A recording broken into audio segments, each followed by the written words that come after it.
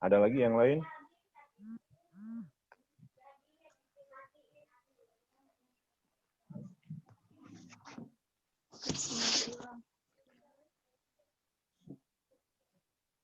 Tidak ada?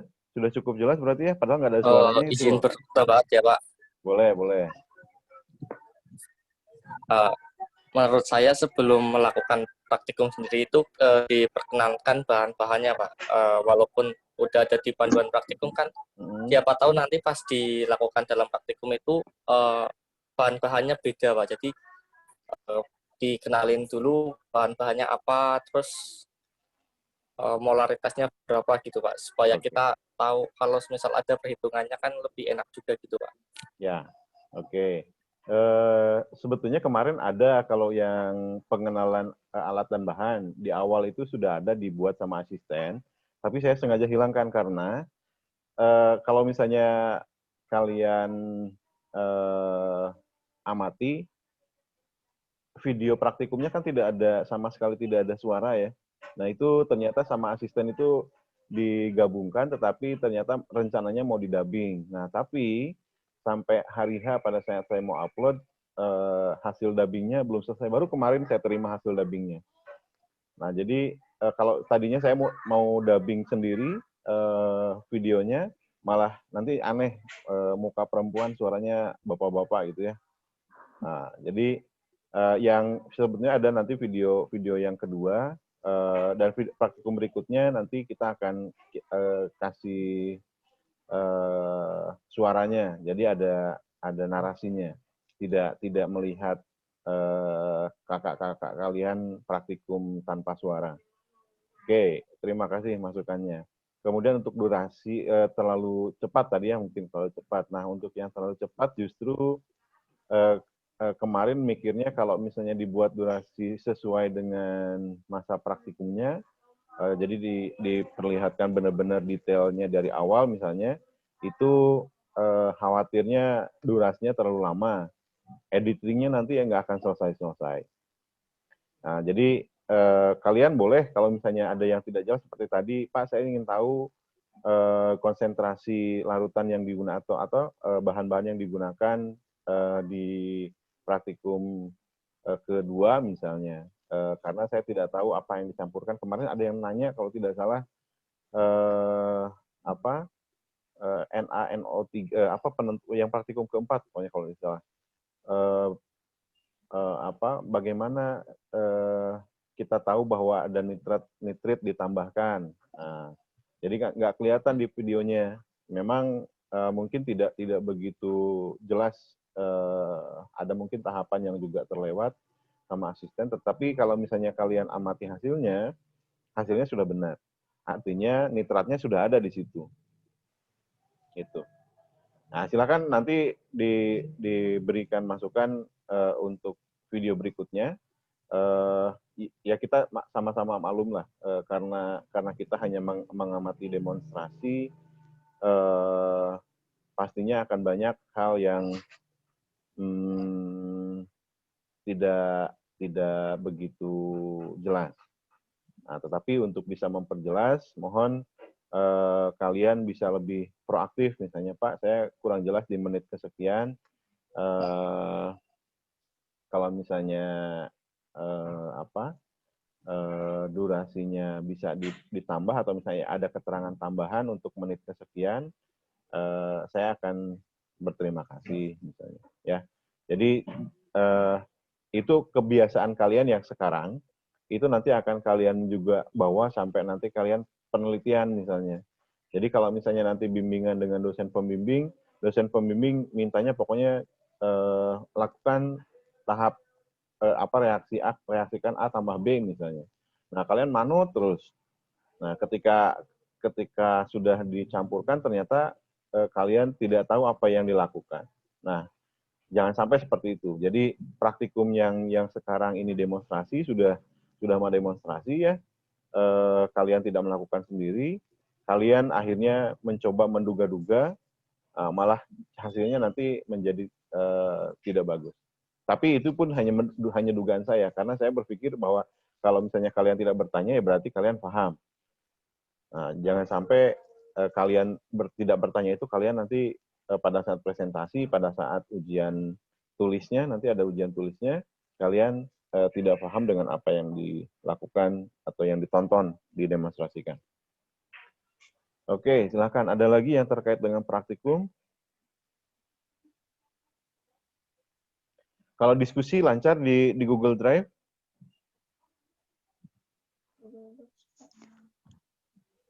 Lancar, Pak. Alhamdulillah lancar.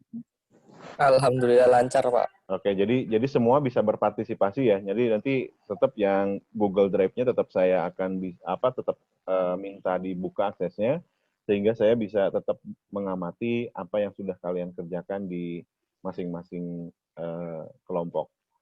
Nah, kemudian untuk hari ini untuk yang praktikum tidak ada pertanyaan ya, tidak ada kendala lain. Kalau tidak ada, oke, kita akan biar cepat saja.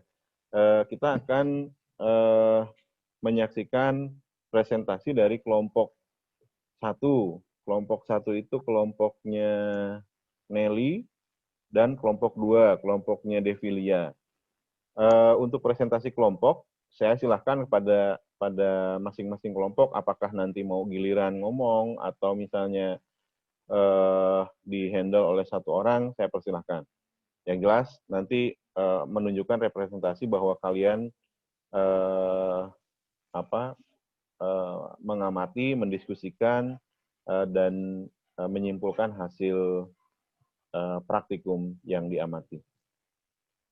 Oke, untuk presentasi, ini saya kasih waktu masing-masing kelompok 15 menit. Nah, nanti ada sesi tanya jawabnya mungkin 5 menit saja, sehingga total untuk satu kelompok itu 20 menit. Silakan untuk kelompok 1 dipimpin oleh siapa? Nelly atau Nunung atau siapa? Siapa ini Nunung ya? Saidatul, Pak.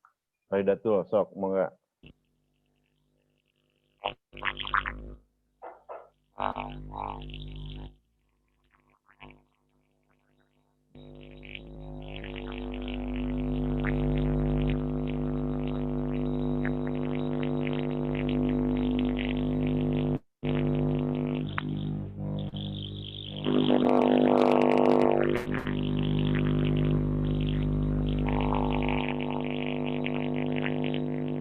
Belum bisa share screen?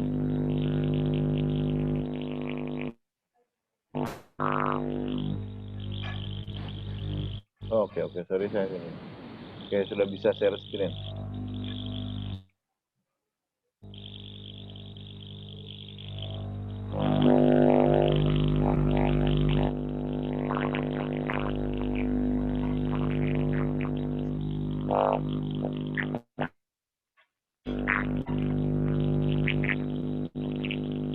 Gak ada suaranya tapi.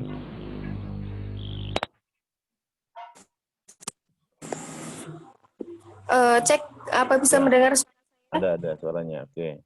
Oh iya. Oke. Assalamualaikum warahmatullahi wabarakatuh.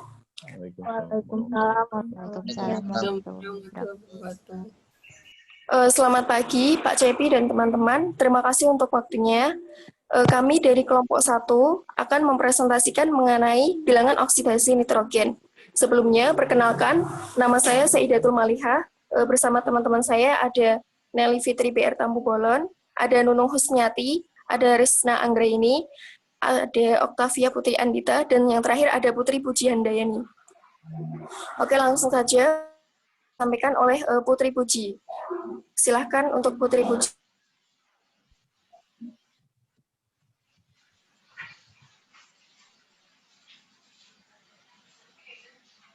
Untuk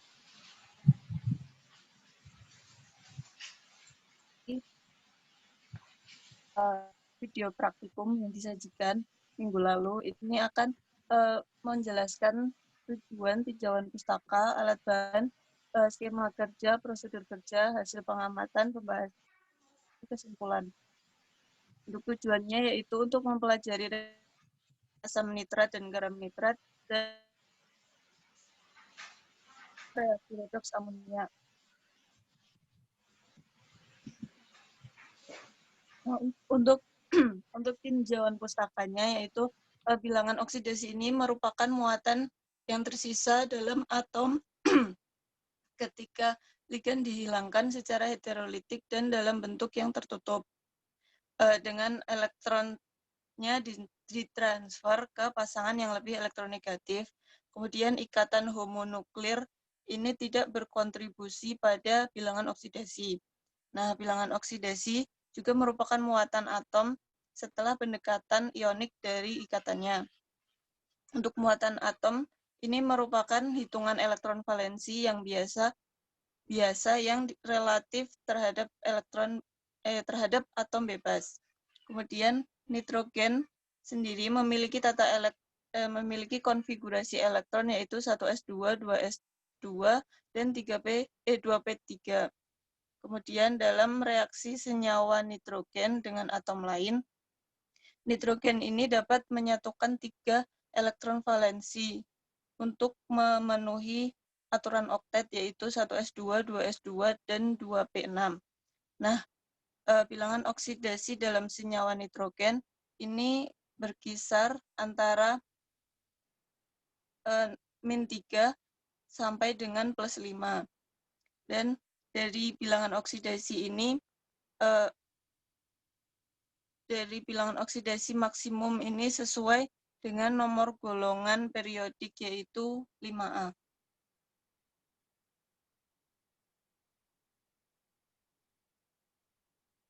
Selanjutnya akan dijelaskan oleh Nunung.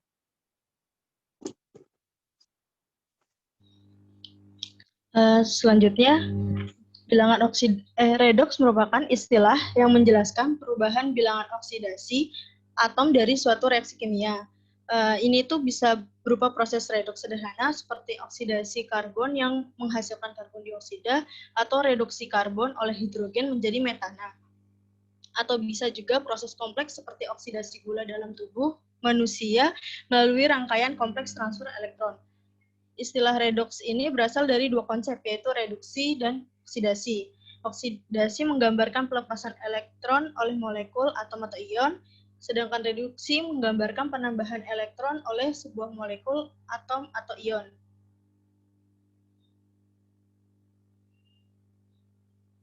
Selanjutnya, pada praktikum ini menggunakan alat. Yang pertama ada tabung reaksi, yang kedua ada kaca arloji, yang ketiga ada gelas ukur, yang keempat ada kertas lakmus untuk mengetahui asam atau basa. Terus yang kelima ada spatula untuk mengambil padatan. Terus yang ini adalah spatula, dan yang terakhir ada pembakar spiritus. Untuk bahannya yang digunakan dalam praktikum ini, yang pertama ada asam sulfat, yang kedua ada kalium nitrat, yang ketiga ada natrium hidroksida, yang keempat ada padatan Ki, yang kelima ini merupakan padatan dari KMnO4.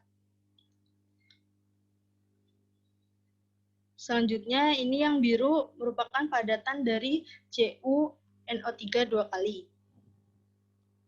Selanjutnya, ini adalah asam nitrit.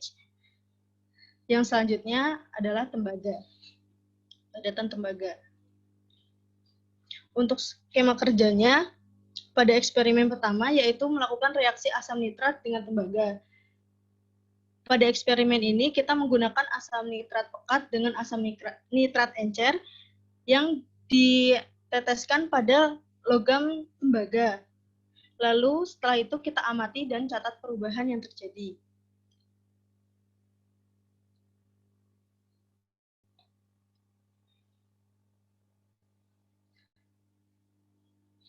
Selanjutnya akan dipaparkan oleh teman saya.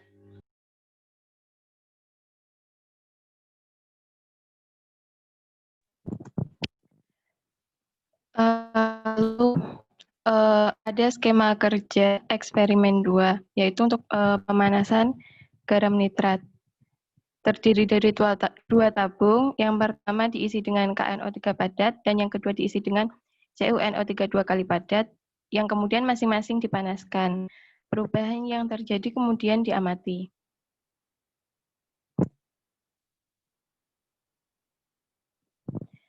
Untuk yang eksperimen 3 itu, reduksi nitrat dalam larutan basa, di mana dimasukkan larutan NaOH encer dan HNO3 encer. Kemudian ditambah dengan logam Al dan dipanaskan. Yang terakhir, eksperimen 4 untuk pembentukan dan reaksi redoks asam nitrat. Asam sulfat encer didinginkan dalam es batu, kemudian ditambah dengan asam natrium nitrit. Kemudian larutan dibagi menjadi 3. Pada tabung pertama dipanaskan, pada tabung kedua ditambah Ki padat, dan pada tabung ketiga ditambah KMnO4. Selanjutnya akan dijelaskan oleh rekan saya. Nah, kalau untuk prosedur kerja itu hampir sama dengan skemanya. Nah, untuk prosedur kerja skemanya udah dijelasin rekan saya, ini bisa dilanjut ke hasilnya. Nah, teman-teman sendiri bisa melihat di layar teman-teman sendiri, itu hasil diskusi dari kelompok kita. Next.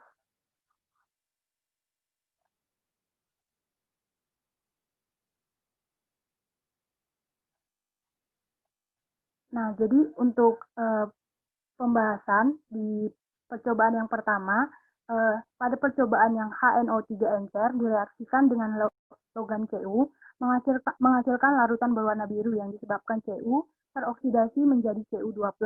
Dan yang untuk HNO3 pekat direaksikan dengan logam Cu menghasilkan larutan berwarna hijau tua yang disebabkan Cu teroksidasi menjadi Cu2+, dan gas berwarna coklat menandakan adanya gas NO2 yang dihasilkan.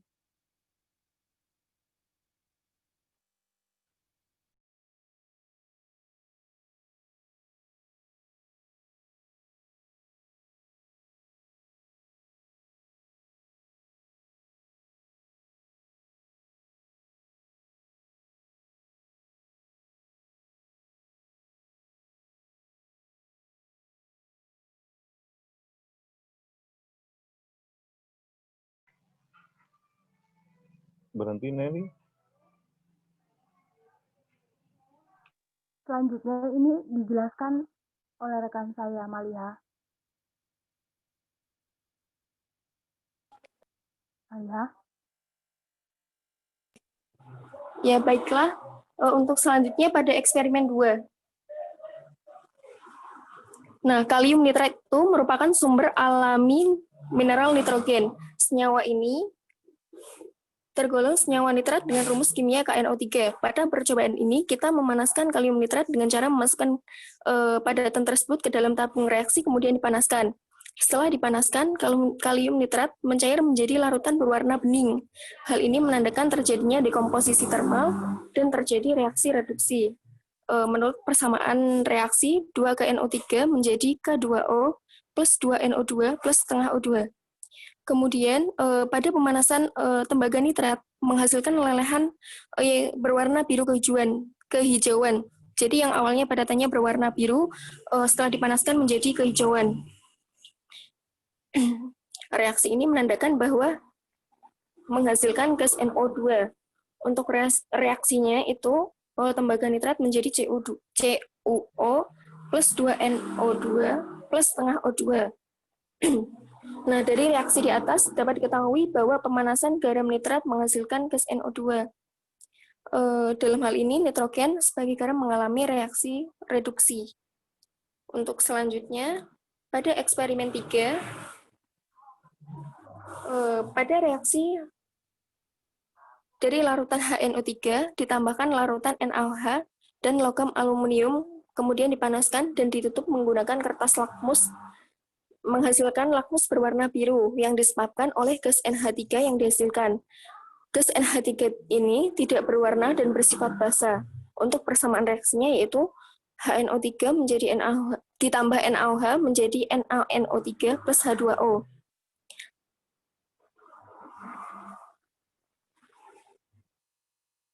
Kemudian ketika ditambahkan dengan logam aluminium, untuk reaksinya 8Al plus 3NO3- plus 18H2O plus 55OH- menjadi 3NH3 plus 8AlOH4-. Reaksi di atas merupakan reaksi reduksi, di mana terjadi perubahan bilox dari plus 5 menjadi plus 3.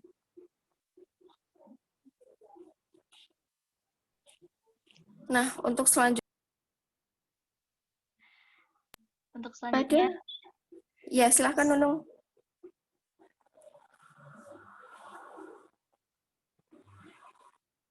Untuk selanjutnya akan disampaikan oleh Nunung Husniati. Silakan.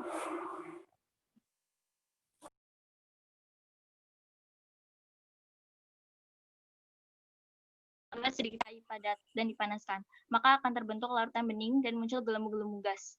Reaksinya berlangsung dalam suasana asam dan menghasilkan gas NO yang tidak berwarna.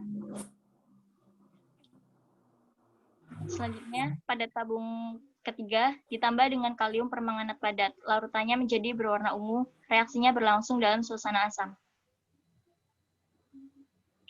Kesimpulannya, berdasarkan percobaan yang dilakukan, dapat disimpulkan bahwa bilangan oksidasi nitrogen dari reaksi redoks asam nitrat dan garam nitrat dapat dilakukan dengan mereaksikan tembaga dan HNO3 pekat maupun encer. Padatan KNO3 yang dipanaskan, juga CuNO3 dua kali yang dipanaskan, dan HNO3 yang ditambah NaOH, dan Al yang mana akan merubah bilangan oksidasi yang terbentuk sesuai dengan senyawa yang terbentuk, yaitu plus 5, plus 4, plus 3, plus 2, plus 1, 0, min 1, min 2, dan min 3.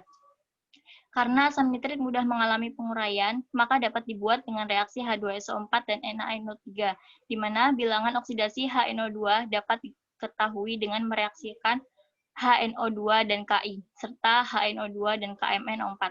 Sedangkan amonia dihasilkan dengan pemanasan HNO2. Terima kasih, saya kembalikan kepada moderator.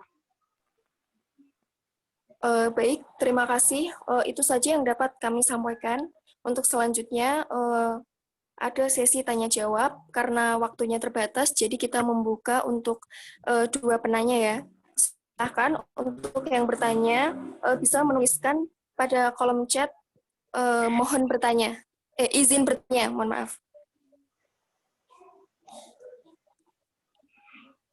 Oke, sudah bagus presentasinya. Silahkan ada 1 atau 2 penanya dari mahasiswa.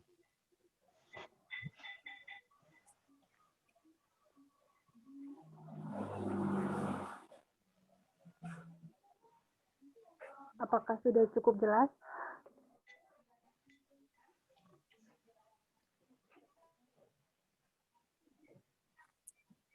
Tidak ada? Jadi, silakan untuk bertanya. Kan pada kolom chat, izin bertanya. Mau tanya langsung juga tidak apa-apa. 1 penanya saja, silakan.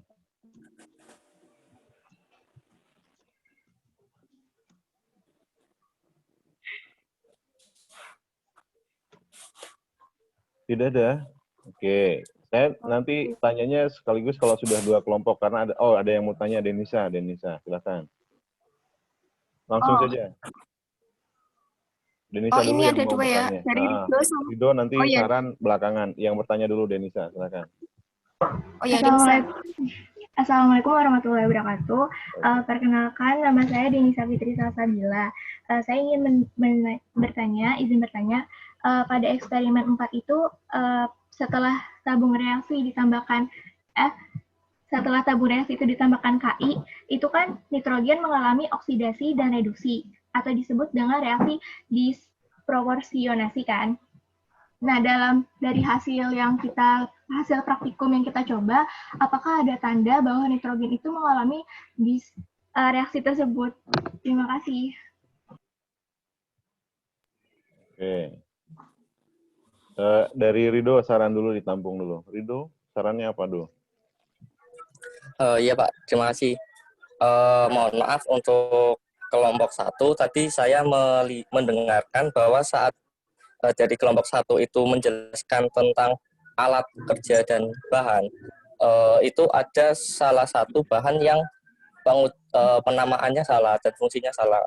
Untuk saran saja sih sebaiknya itu dikasih keterangan aja di bawahnya. Soalnya tadi ada penjepit tabung reaksi itu sebut sebagai spatula gitu. Itu saran saya aja sih. Terima kasih. Oke, terima kasih Rido. Oke, langsung dijawab saja pertanyaannya Denisa.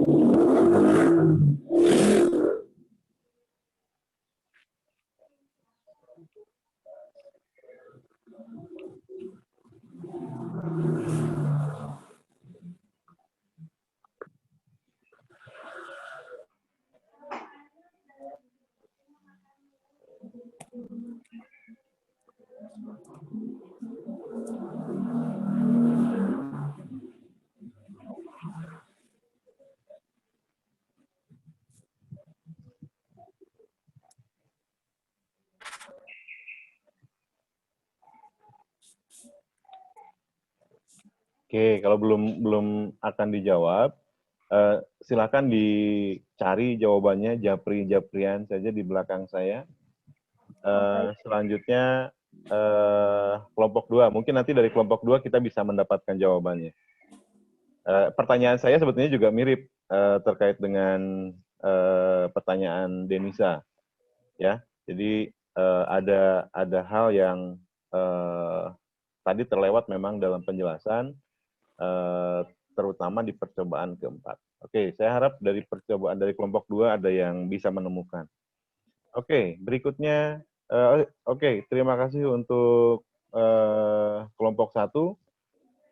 Paparannya cukup menarik sebetulnya, dan pembagian tugasnya juga sudah oke. Oke, terima kasih. Good job. Ya, Next, terima kasih, I'd Pak. like to invite group 2 led by Devilia. Oke, silahkan dimulai presentasinya. Waktunya 15 menit, nanti ada sesi tanya jawab.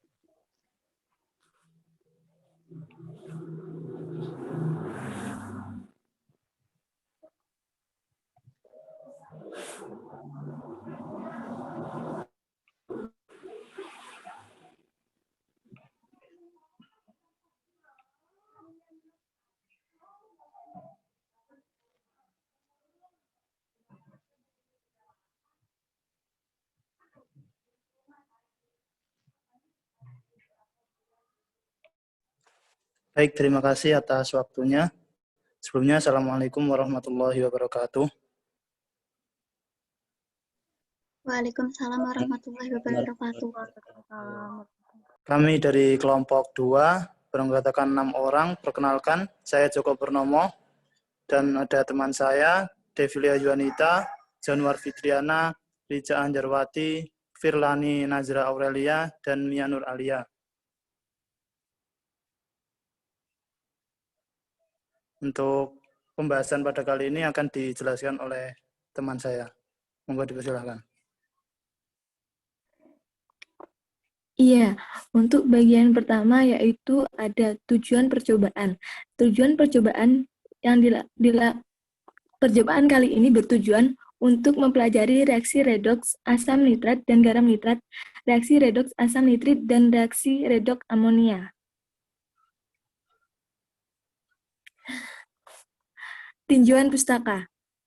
Pada percobaan kali ini, redoks adalah istilah yang menjelaskan berubahnya bilangan oksidasi atau keadaan oksidasi atom-atom dalam sebuah reaksi kimia. Hal ini dapat berupa proses redoks yang sederhana seperti oksidasi karbon yang menghasilkan karbon dioksida atau reduksi karbon oleh hidrogen menghasilkan metana. Ataupun ia dapat berupa proses yang kompleks seperti oksidasi gula pada tubuh manusia melalui rentetan transfer elektron yang rumit.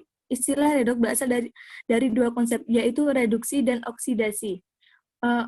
Oksidasi di sini menjelaskan tentang pelepasan elektron oleh sebuah molekul atom atau ion. Sedangkan reduksi berarti penambahan elektron oleh sebuah molekul atom atau ion.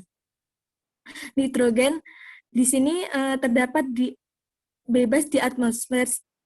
Selain daripada itu, atmosfer juga dapat mengandung sedikit amonia sebagai hasil peluruhan. Zat yang mengandung nitrogen atau asam nitrat teristimewa setelah terjadi halilintar.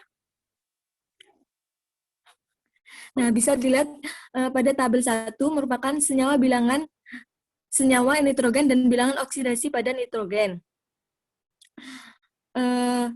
Menurut Tairo mengatakan bahwa nitrogen adalah gas yang tidak berwarna, tidak berasa, dan tidak berbau.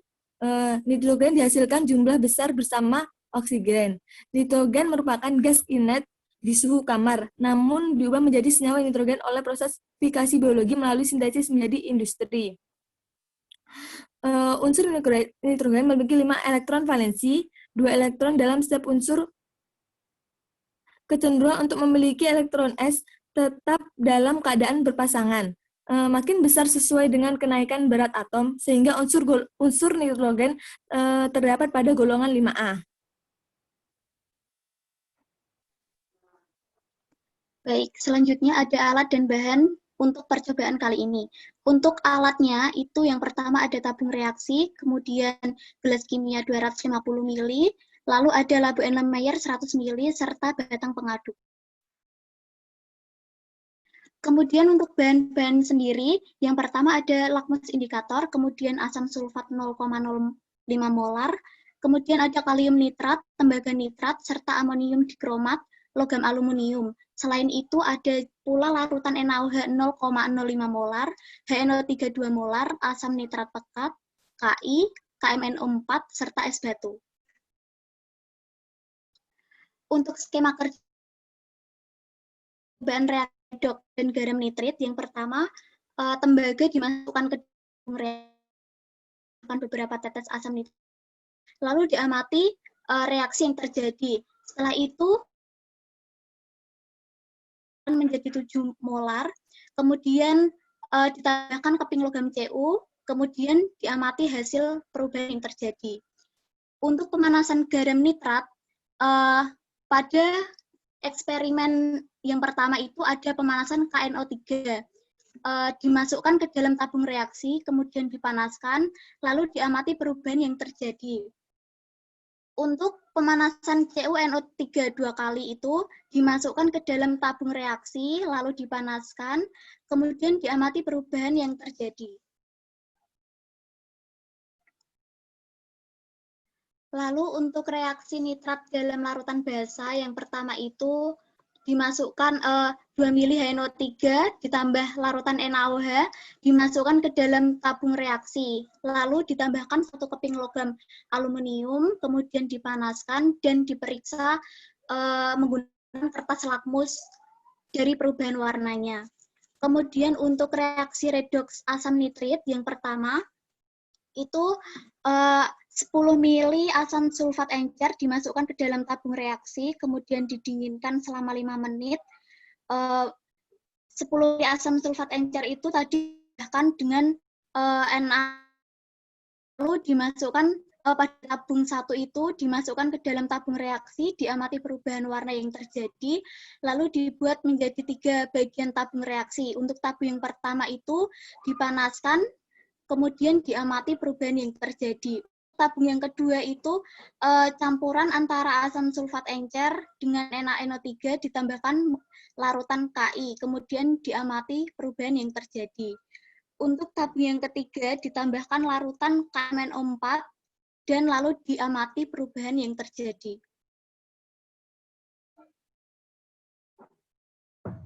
Selanjutnya yaitu ada prosedur kerja.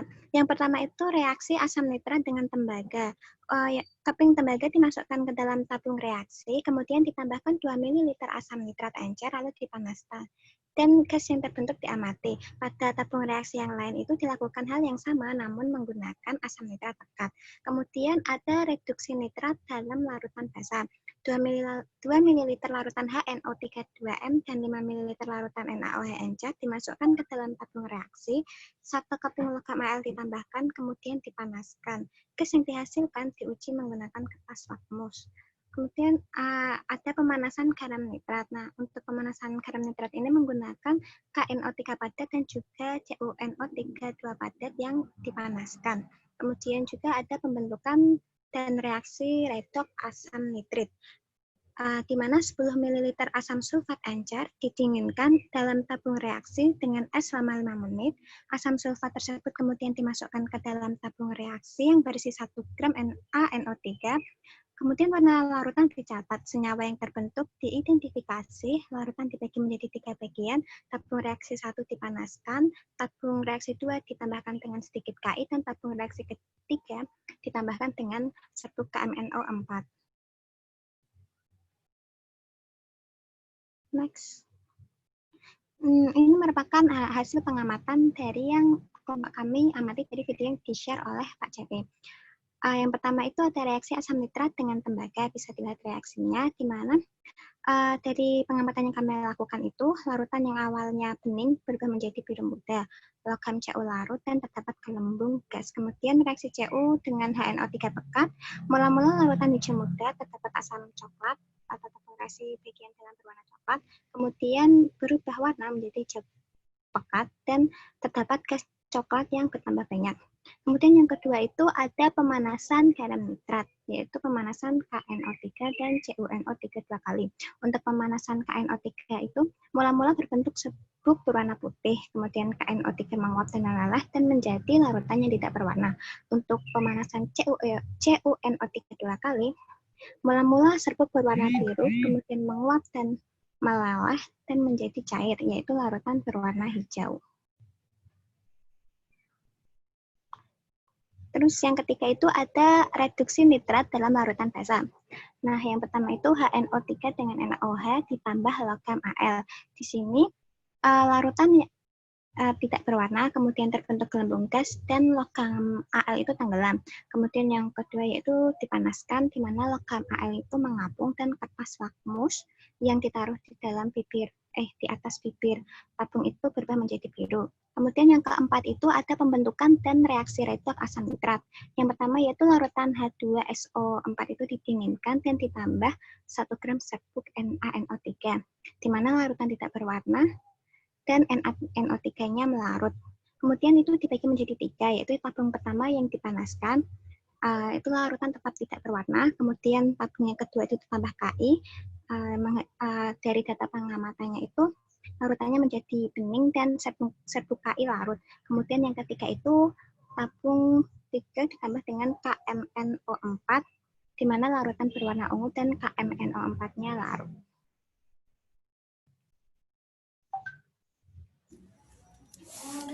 Selanjutnya, saya akan menjelaskan mengenai pembahasan dari percobaan tersebut.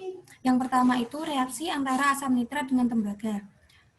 Pada percobaan logam Cu yang direaksikan dengan asam nitrat encer, larutan yang semula tidak berwarna menjadi biru muda dan terdapat gelembung coklat. Warna biru terjadi karena proses oksidasi pada logam Cu menjadi Cu2+ yang membentuk senyawa CuNO3 2 kali dengan ion NO3-. Adanya gelembung coklat dikarenakan dalam proses reaksi terjadi penguraian reduksi oksidasi yang menimbulkan energi serta tekanan yang cukup besar.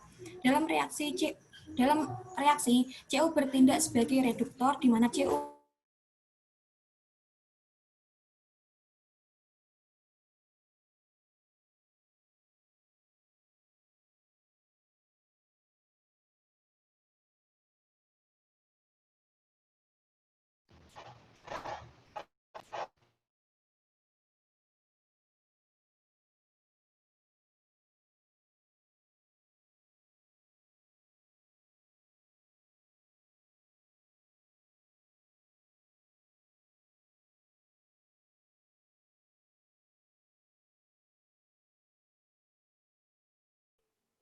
Ini internet saya yang nggak jelas atau suaranya hilang ini?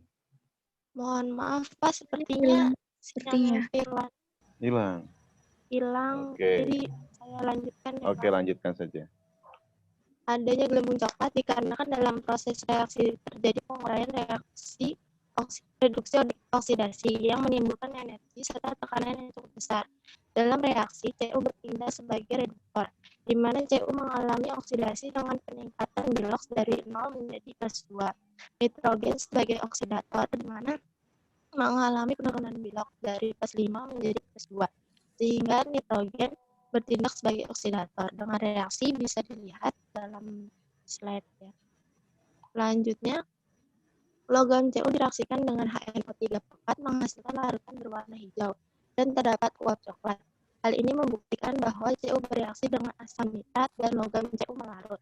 Dengan reaksi HNO3 plus Cu menjadi Cu2 plus NO2 plus 2OH-. Reaksi di atas, Cu mengalami oksidasi karena biloksnya meningkat dari 0 menjadi +2. Sedangkan nitrogen mengalami reaksi reduksi karena biloksnya menurun dari dari +5 menjadi +2. Reaksi ini juga berlangsung lebih cepat dibandingkan saat direaksikan dengan HNO3 encer. Hal ini dapat dikatakan bahwa tembaga direaksikan dengan asam nitrat yang berbeda konsentrasi akan menghasilkan senyawa yang berbeda-beda pula. Semakin tinggi konsentrasi asam nitrat atau semakin pekatnya asam nitrat, kemampuan untuk mengoksidasi tembaga juga semakin besar. Selanjutnya, pada pemanasan garam nitrat. Pada percobaan kedua, yakni pemanasan garam nitrat, pada percobaan ini dilakukan yang berbeda. Pada perlakuan pertama, yaitu pemanasan KNO3, di mana mula-mula berbentuk serbuk berwarna putih dan membentuk larutan bening dari KNO3 yang meleleh. Hal ini dikarenakan pada proses pemanasan terjadi proses reduksi dan adanya gas yang tidak berwarna merupakan gas O2 dari dekomposisi termal KNO3 dengan reaksi 2N2KNO3 menjadi KNO plus 2NO2 plus setengah O2. Pada perlakuan kedua, yakni pemanasan CuNO3 dua kali, mula-mula serbuk berwarna biru, CuNO3 lalu menjadi cair, larutan berwarna hijau dan menghasilkan gas NO. Diketahui pula bahwa nitrat direduksi menjadi nitrit sehingga nitrogen bertindak sebagai oksidator karena mengalami penurunan biloks. Dengan reaksi CuNO3 dua kali menjadi CuO plus 2NO2 plus setengah O2. Selanjutnya yang ketiga yaitu reduksi nitrat dalam larutan basa. Pada percobaan ketiga yakni reduksi nitrat dalam larutan basa dilakukan dua perlakuan. Perlakuan pertama yaitu HNO3 direaksikan dengan NaOH 0,1 M dan logam Al. Setelah diamati, larutan bening atau tidak berwarna dan logam Al pun terdapat pada dasar tabung dan terdapat gelembung gas. Gas yang terbentuk menandakan terjadinya proses redoks dengan reaksi yang ada di slide yang bisa dilihat kawan-kawan. Pada perlakuan kedua yakni dengan memanaskan campuran di mana logam Al mengapung. Dilakukannya pemanasan dapat mempercepat reaksi. Gas yang dihasilkan adalah gas NH3 yang bersifat basa. Dibuktikan dengan kertas lakmus yang dibijikan berubah menjadi warna biru. Dari reaksi di bawah ini, Al mengalami kenaikan biloks, yaitu dari 0 menjadi +4, sehingga terjadi reaksi oksidasi. Sedangkan nitrogen mengalami penurunan biloks dari +5 menjadi -3, sehingga terjadi reaksi reduksi. Selanjutnya yang keempat, reaksi redoks asam nitrit. Pada percobaan keempat, yakni reaksi redoks asam nitrit, di mana pada perlakuan yang pertama ialah pendinginan H2SO4. Hal ini dimaksudkan untuk mengoptimalkan hasil reaksi sehingga diperoleh HNO3 100% dan tidak terdapat reaktan yang tersisa. Selanjutnya direaksikan dengan NaNO3. Reaksi ini berlangsung secara reversibel sehingga hasil reaksi tidak maksimal dan menghasilkan larutan bening. Dengan reaksi H2SO4 plus NaNO3 menghasilkan NaHSO4 plus NO2 plus setengah O2. Selanjutnya larutan dibagi menjadi 3. Pada tabung pertama asam nitrit yang dipanaskan menghasilkan larutan bening. Pada tabung kedua dilakukan dengan mereaksikan asam nitrit dengan kalium iodida. KI habis bereaksi dan larutan menjadi bening dalam reaksi 2NO2- plus 4H plus 2I- menjadi 2NO plus 2H2O plus I2. Pada reaksi terlihat bahwa tidak terbentuk bebas dalam larutan. KI bertindak sebagai reduktor karena mengalami reaksi oksidasi, sedangkan nitrogen bertindak sebagai oksidator karena mengalami reaksi reduksi. Pada tabung ketiga, larutan asam nitrat ditambahkan dengan KMNO4 menghasilkan larutan berwarna ungu. Hal ini dikarenakan asam nitrat mereduksi MnO4 menjadi Mn12. KNO3 tereduksi menjadi NO3 dengan reaksi 5NO2- plus 2MnO4- plus 6H plus menjadi 5NO3- plus 2Mn2 plus 3H2O. Pada reaksi terjadi perubahan nitrit menjadi nitrat oleh permanganan, di mana permanganan memiliki sifat sebagai oksidator kuat sehingga mampu mengubah nitrit menjadi nitrat atau dapat dikatakan nitrit sebagai reduktor. Selanjutnya, dari beberapa percobaan reaksi redoks asam nitrat dengan garam nitrat, reaksi redoks asam nitrit, dan reaksi redoks amonia dapat disimpulkan sebagai berikut. A. Semakin tinggi konsentrasi asam nitrat, maka kemampuan untuk mengoksidasi tembaga juga semakin besar. B. Asam nitrat pekat bereaksi dengan logam menghasilkan gas NO2. Asam nitrat encer bereaksi dengan logam menghasilkan NO. C. Asam nitrat merupakan pengoksidasi kuat, di mana senyawa ini dapat melarutkan kebanyakan logam dan hasil reaksinya bergantung pada konsentrasi HNO3. Apakah itu pekat atau encer? D. Asam nitrit bersifat sebagai pengoksidasi dengan ion iot dan sebagai produksi dengan ion permanganat. E. Asam nitrit dapat bereaksi dengan logam dalam suasana basah yang dapat diuji menggunakan kertas indikator. F. Atom nitrogen memiliki bilangan oksidasi plus 5, plus 4, plus 3, plus 2, plus 1, 0, min 1, min 2, dan min 3.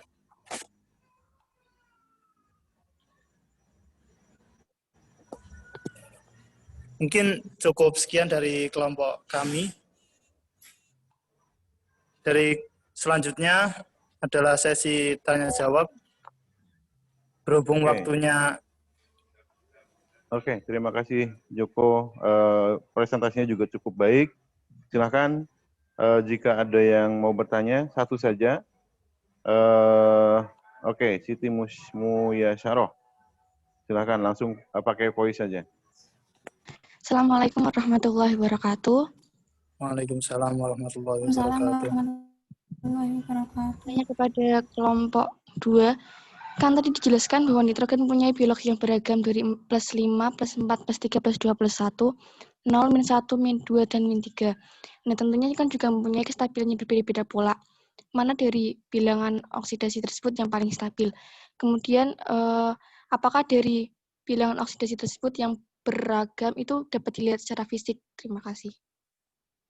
Dan saran juga tadi untuk beberapa percobaan untuk reaksinya masih belum disetarakan, masih ada yang belum disetarakan dari kelompok 2.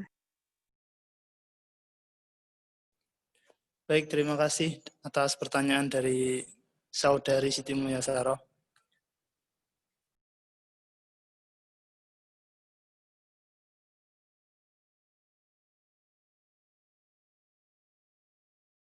Langsung dijawab saja. Kelompok 1 sudah menemukan jawabannya?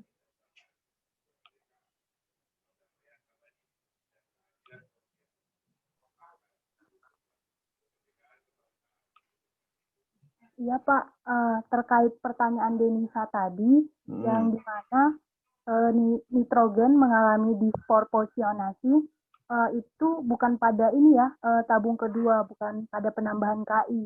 Itu terjadi pada tabung pertama yang ketika dipanaskan. Yang ketika dipanaskan, nitrogen mengalami disproporsionasi atau mengalami oksidasi dan reduksi. Itu bisa terlihat dari reaksinya. Itu 3HNO2 menjadi HNO3 plus 2NO plus H2O, di mana bilox yang mengalami oksidasi itu HNO3 dari oksidasi +3 menjadi +5 ke HNO3. Atau yang mengalami reduksinya itu yaitu NO. Nah, untuk secara bagaimana sih nitrogen itu mengalami disproporsionasi, kelihatannya itu kalau pada percobaan pertama itu terbentuknya gas yang berwarna kecoklatan. Begitu, Pak. Mohon perbaikannya, Pak. Oke, teramati tidak selama saudara melihat video? Apakah ada, maksudnya kita bisa membedakan bahwa di situ ada reaksi disproporsionasi, membuktikan gitu. Dari kelompok 2 juga sama, mungkin bisa menambahkan, atau dari yang lain juga boleh. Apakah reaksi disproporsionasi nitrogen itu bisa teramati dengan jelas atau tidak? Dari pengamatan saya, sebetulnya di video ini ada yang tidak teramati dengan baik. Salah satunya di eksperimen 4 ini, yang reaksi dengan KI misalnya. Yang reaksi dengan KI itu kan tadi di kelompok 2 juga sudah ditunjukkan reaksinya, itu melepaskan I2. Nah, apakah spesies I2 ini teramati atau tidak? I2 itu ada yang tahu warnanya apa? Kuning. Kuning. Nah, Kuning, Pak. itu kita tidak teramati ya? Itu tidak teramati ya? Iya, kurang Nah, jadi tidak teramati. Jadi harusnya itu juga kalau misalnya memungkinkan di dalam pembahasan itu disampaikan. Jadi reaksinya seperti ini. Nah, kalian kan bisa mengidentifikasi misalnya, oh ternyata harusnya ada I2. Kalau I2 itu ada cirinya dia berwarna kuning, tetapi ternyata dalam eksperimen tersebut tidak teramati. Nah, kira-kira kenapa? Apakah mungkin terlalu cepat videonya, atau ada secara logika kita bisa jelaskan misalnya ketika direaksikan I2 itu kan dia cepat menguap ya, cepat hilangnya. Jadi kalau misalnya kita tidak mengamati dengan seksama, maka kita tidak akan bisa mendapatkan proof itu, bukti itu. Nah, kemudian termasuk di reaksi yang dengan KMNO4. Di reaksi KMNO4 itu kan produknya itu ada KNO2 dan KNO3 ya, betul? Produknya itu kan MN-nya dipertukarkan dengan nitrat. Harusnya kan KMNO2 menjadi KMNO4 warnanya ungu. Warna ungu itu berarti kan MN-nya hanya bertukar anion saja. Yang tadinya ada kaliumnya, nah kaliumnya itu kemudian dia bereaksi dengan nitratnya membentuk KNO2 dan KNO3. Nah, di situ kalau misalnya kita ingin mengamati, sebetulnya bukan fokus pada warna KMNO4-nya. Kalau KMNO4 kan kita tidak mengamati, tidak ada nitrogen di situ. Jadi kalau misalnya kita hanya fokusnya perubahan warnanya saja, itu tidak akan menjelaskan reaksi disproporsionasi. Tapi fokus pada produknya. Kalau misalnya ada KNO2, ada KNO3, maka apa sih buktinya?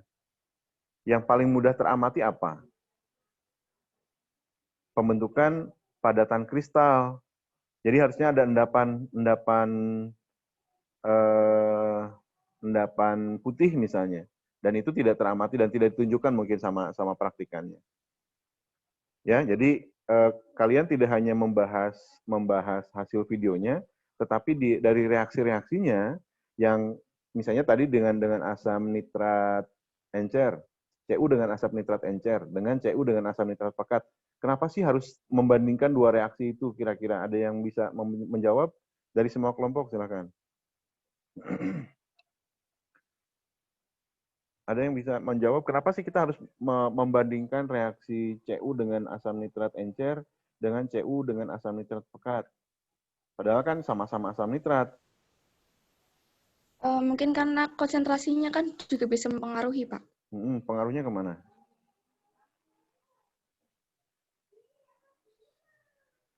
Pengaruh reaksi konsentrasi itu kemana sih dalam reaksi? Oke, Ridho gimana, Do? Menurut saya kalau misal kita menggunakan HNO3 sama encer sama pekat, Itu yang pertama kan perbedaan konsentrasi, Pak. Jadi semakin tinggi konsentrasi maka akan mempercepat laju reaksi antara Cu dengan itunya, Pak. Oke, good. Terus asam nitrat. Impact-nya apa? Kalau misalnya kita menggunakan asam nitrat encer, apa dampaknya? Apa yang ingin kita amati di situ itu apa sih sebetulnya? Kalau asam nitrat encer itu gas NO2, Pak. Yang pekat NO2. Kalau yang encer? NO. Oke. Dan kenapa sih harus dipanaskan?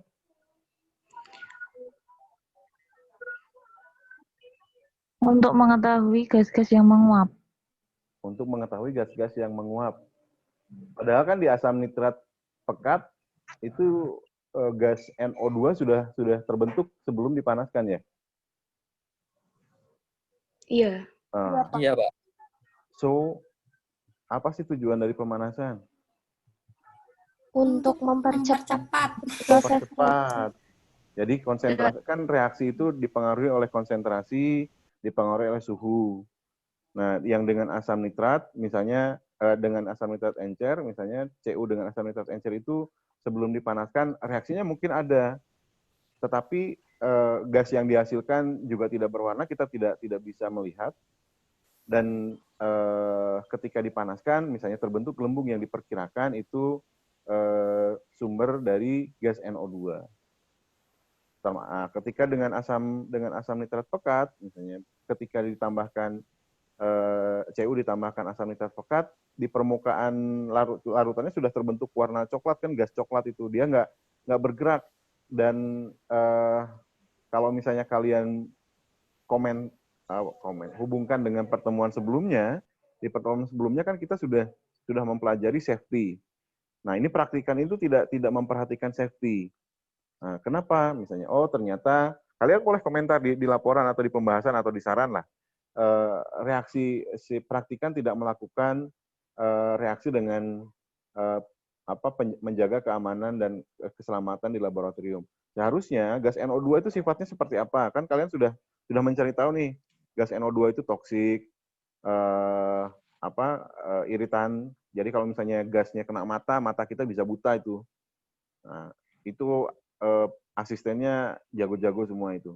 Harusnya misalnya kasih saran saja, misalnya nanti di laporan, di sarannya itu reaksi asam nitrat pekat dengan KNO3, asam nitrat pekat dengan Cu itu harus dilakukan dalam ruang asam karena menghasilkan gas yang bersifat racun atau toksik misalnya. Nah, jadi setiap detail reaksi maupun pengamatan yang kalian amati dengan yang kalian cari reaksi-reaksinya itu harus dipadankan. Nah, mana sih yang harusnya bisa saya amati dalam setiap reaksi itu? Misalnya tadi kan sudah bagus misalnya ketika Cu nitrat atau bukan yang KNO3 dipanaskan, ya KNO3 dipanaskan, misalnya meleleh. Nah, meleleh itu kalau misalnya spesi, kita nuliskan spesi, lelehan itu tulisannya apa? Simbolnya apa? Aqueous, liquid. Liquid. Tadi pada nulis reaksinya salah ya? Iya, aqueous. Nah, jadi lelehan dari K2O itu spesinya liquid. Kemudian ditambahkan dengan misalnya gas NO dan seterusnya. Nah, itu diperhatikan lagi cara-cara penulisan reaksi, kemudian prediksi. Kalau misalnya dari hasil reaksinya, misalnya harus ada gelembung gas, teramati nggak sih selama melihat nonton video tadi? Kemudian kalau misalnya ada spesi misalnya tadi KNO3 dan reaksi dengan KMNO4 membentuk KNO3. Nah, kita bagaimana nih membedakan KNO3 dengan KMNO4? Kan sama-sama endapan tuh dua-duanya, kalau misalnya kita endapkan sama-sama mengendap. Nah, misalnya kalau misalnya KNO3 harusnya kalau misalnya ketika dalam reaksi KNO2 dengan KMNO4, misalnya ada KNO3 dengan NaNO3 dengan KMNO4, misalnya ada endapan bentuknya jarum atau kubus warna tidak berwarna. Nah, karena larutannya berwarna ungu, maka keberadaan endapan itu tidak sulit teramati. Nah, boleh misalnya nanti di saran ditambahkan lagi, supaya memudahkan pengamatan, maka seharusnya dipisahkan antara larutan dengan endapan. Ya, jadi kalian praktikum itu bukan masak ya. Jadi kalian boleh mengkritisi prosedur. Jadi prosedur yang dikembangkan oleh Bapak Ibu dosen itu tidak serta-merta benar. Jadi tujuan dari kalian praktikum itu satu, verifikatif, membuktikan, atau kalian diminta untuk mencari fakta. Nah, kalau mencari fakta kan prosedurnya bisa saja kita acak-acak. Nah, kalian harus bisa tahu, kalau misalnya saya menambahkan Cu dengan asam nitrat pekat itu pasti ada gas NO2. Faktanya apa? Tanpa harus dipanaskan dulu misalnya. Ternyata ada gas coklat di permukaan larutan. Kemudian ini Bapak Ibu dosen nyuruh kita memanaskan. Panaskan, apa sih yang terjadi? Dan apa sih tujuan dari pemanasan? Kalian harus tahu. Ternyata setelah dipanaskan, gas coklatnya semakin banyak. Nah, berarti tujuan dari pemanasan itu apa? Berarti untuk meningkatkan atau mempercepat reaksi. Nah, setiap tahapan harus didetailkan, ya. Dan ini Elena sudah sembuh, jadi saya sudah membuka presensi sudah saya hadirkan semua. Kemudian kalian hari ini saya minta untuk upload laporan. Saya tunggu sampai dengan jam 11 malam nanti. Laporan akan saya koreksi, mungkin tidak akan detail ya, karena saya ngoreksi sendirian. Asisten biasanya yang membantu, tetapi karena saya sendirian mungkin akan agak terlambat. Jadi kalau misalnya nanti saya sampai dengan pertemuan minggu depan, saya berhasil mengoreksi 10, dan laporan itu sudah bagus, saya tidak akan kembalikan. Tapi kalau laporannya belum bagus, maka akan saya kembalikan. Ya. Kemudian ternyata misalnya laporan minggu ini baru saya periksa setelah pertemuan berikutnya, dan tetap saudara harus tetap melakukan perbaikan. Dan itu kalau misalnya saudara tidak memperbaiki pun ya tidak masalah, tetapi nilainya ya seadanya. Nah, tetapi kalian harapannya nanti tahu apa yang seharusnya ada di dalam laporan dengan benar, dan apa yang tidak seharusnya ada di situ. Oke, jadi tadi ya untuk yang pertanyaan Denisa sudah terjawab. Dari kelompok 1 pun sudah setuju bahwa reaksi disproporsionasi itu ada, tetapi adanya sebetulnya di dua-duanya ada. Enggak, di yang dengan KMN 4 ya yang disproporsionasi. Kemudian yang dari Siti Musyaroh tadi apa pertanyaannya? Kestabilan, intinya itu kestabilan dari bilangan oksidasi nitrogen itu yang paling stabil. Gitu. Oke, kestabilan. Kalau kestabilan gampang itu. Ayo yang mana jawabannya? Kelompok 2. Oke, baik. Saya akan mencoba menjawab dari pertanyaan Siti Musyaroh ya. Untuk kestabilan dari nitrogen, menurut saya mungkin tergantung dari elektron yang mengelilingi, apakah oktet atau tidak. Contohnya NO3 itu kan oktet ya, struktur Lewisnya, dibandingkan dengan NO2 yang tidak oktet. Tentunya akan lebih stabil yang HNO3 seperti itu. Untuk pengaruh dari bilangan oksidasinya mungkin belum bisa kami jelaskan. Oke, mungkin ada tambahan dari teman-teman. Oke, ya tadi sedikit sudah ada betul jawabannya, bahwa kita sudah bisa melihat kestabilan itu dari jumlah elektron ikatan, apakah sudah memenuhi kaidah oktet atau belum. Kemudian yang paling stabil, bilox yang paling stabil ya bilox nitrogen 0, N2. Ya, kan N2 itu biloxnya 0 ya? Iya, Pak. Betul. Iya, Pak. Jadi bilox nitrogen yang paling stabil ya bilox 0, karena dia sangat sulit bereaksi, dan dia paling melimpah juga di alam, tetapi faktanya kita tidak kalau misalnya kita bernafas di udara kita ini banyak nitrogen, kita bernafas di dalam tubuh kita, nitrogen itu tidak bereaksi dengan apapun di dalam tubuh, dia keluar lagi. Jadi yang paling stabil ya bilox 0. Dan pada eksperimen ini yang bilox nitrogen ini tidak kita buktikan. Nah, pembuktian bilox nitrogen sebetulnya yang bilox 0 itu ya hanya perubahan fasa. Jadi gas yang tadinya gas N2 gas itu kita punya N2 cair. Nah, kalau misalnya kalian nanti suatu saat penelitian kemudian menggunakan nitrogen cair, itu harus berhati-hati. Jadi kalau nitrogen cair itu sifatnya sangat kalau misalnya mungkin ada yang pernah melihat di mall-mall ada yang jualan snack naga, betul? Ada yang pernah melihat snack terbuat dari snack jagung, kemudian dikasih nitrogen cair, kemudian kalau misalnya dimasukkan ke mulut kita akan mengeluarkan semacam asap. Nah, itu nitrogen dan itu tidak berbahaya. Yang berbahayanya justru yang nitrogen cairnya. Kalau nitrogen cairnya nempel ke lidah kita akan kaku. Kalau misalnya nitrogennya banyak, bagian anggota tubuh kita yang kena dengan nitrogen cair itu akan kering. Jadi seperti kertas. Jadi saya dulu pernah di magang di Batan Bandung, itu mereka punya alat untuk destilasi nitrogen dari udara dibuat menjadi nitrogen cair. Nah, petugasnya itu kehilangan jari kelingking. Saya tanya kenapa? Ternyata dia pernah ketumpahan nitrogen cair kelingkingnya dan kaku.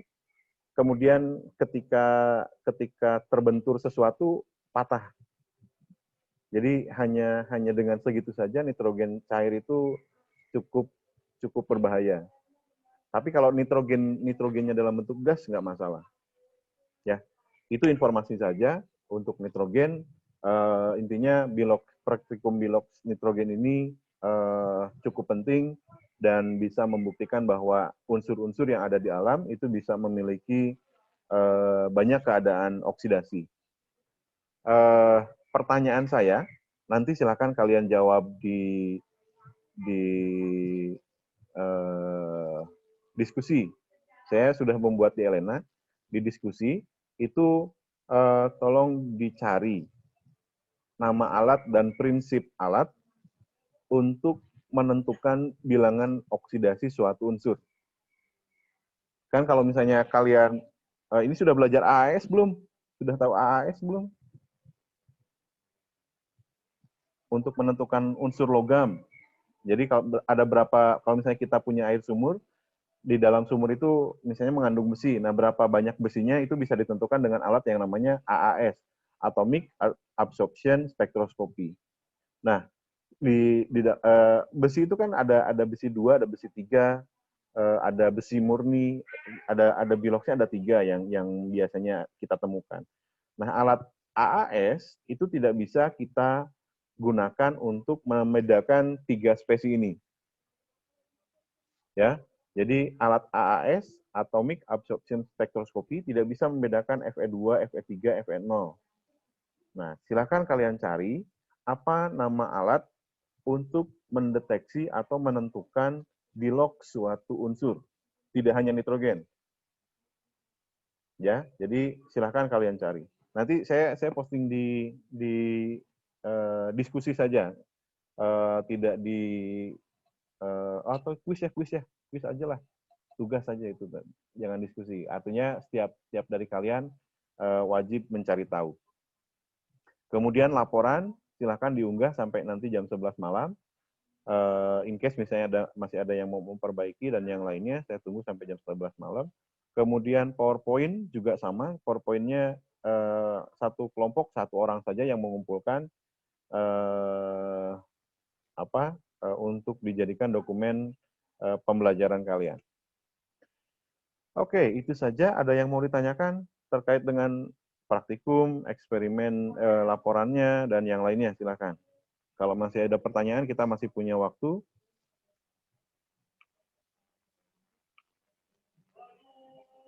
Tidak ada?